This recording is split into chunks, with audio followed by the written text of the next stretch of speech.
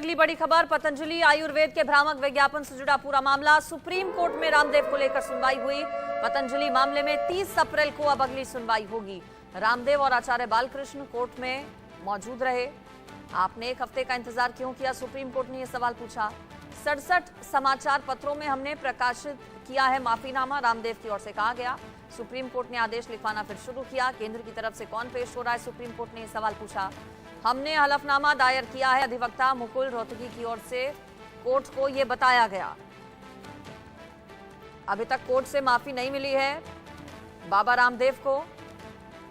अगली सुनवाई पूरे मामले की 30 अप्रैल को होगी। पतंजलि ने दरअसल 67 अखबारों में विज्ञापन जारी कर माफी मांगी है, जिस पर कोर्ट ने पूछा है कि जो एड आपने विज्ञापन माफीनामा जो छपवाया है अलग अलग अखबारों में, क्या उसका साइज वही होता है जो साइज आप अपने प्रोडक्ट्स के प्रमोशन के लिए यूज करते हैं? जितना बड़ा विज्ञापन आप अपने प्रचार प्रसार के लिए अपनी चीजों के छपवाते हैं, क्या उतना ही बड़ा ये विज्ञापन माफीनामे का भी है? ये पूछा गया कोर्ट की ओर से। इस पर ज्यादा डिटेल्स मैं ले लेती हूं। मेरे साथ आशीष सिन्हा जुड़ गए हैं। आशीष, आज कोर्टरूम में क्या हुआ इस पूरे मामले पर? देखिए, दरअसल आज कोर्ट में बाबा रामदेव की तरफ से ये बताया गया कि पतंजलि ने देश के 67 जो अलग अलग अखबार है उसमें विज्ञापन छपवाया है। ये माफीनामे का विज्ञापन था, जिसमें कोर्ट की आदेश के बाद भी जो इन लोगों ने प्रेस कॉन्फ्रेंस की थी वो, और भ्रामक जो विज्ञापन छपवाए थे वो, इन दोनों के लिए माफी मांगी। तब अदालत ने ये पूछा कि क्या ये बातें रिकॉर्ड पर हैं। तब उनकी तरफ से बताया गया कि नहीं, ये विज्ञापन कल ही छपे हैं। तब अदालत ने कहा कि आप इन्हें रिकॉर्ड पर लाइए। मामले की सुनवाई के दौरान अदालत ने यह भी पूछा कि क्या आपके विज्ञापनों का साइज अमूमन यही होता है, तो उन्होंने कहा नहीं, बड़ा होता है। तो कोर्ट ने कहा कि अगली बार, यानी एक बार पहले तो फिर से इन्हें अखबारों में विज्ञापन देना होगा, विज्ञापन का साइज बड़ा रखना होगा। 30 अप्रैल को मामले की सुनवाई होगी और मुझे लगता है कि उस दिन के बाद जो अवमानना की कार्रवाई की बात सुप्रीम कोर्ट ने कही थी, यानी 30 अप्रैल को जब सुनवाई होगी तो वो सुनवाई बंद हो जाएगी। लेकिन अब ये जो पूरा मामला है यह पतंजलि तक सीमित नहीं रहा, ये लार्जर स्केल पे चला गया है।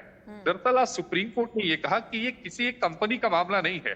हमने पिछले कुछ दिनों में देखा है कि कई ऐसे प्रोडक्ट जिनका सेवन नवजात बच्चे करते हैं, स्कूल जाने वाले बच्चे करते हैं या बुजुर्ग करते हैं, उनको लेकर भी कार्रवाई की बात केंद्र सरकार की तरफ से कही गई है। केंद्र सरकार ने नोटिस दिया है।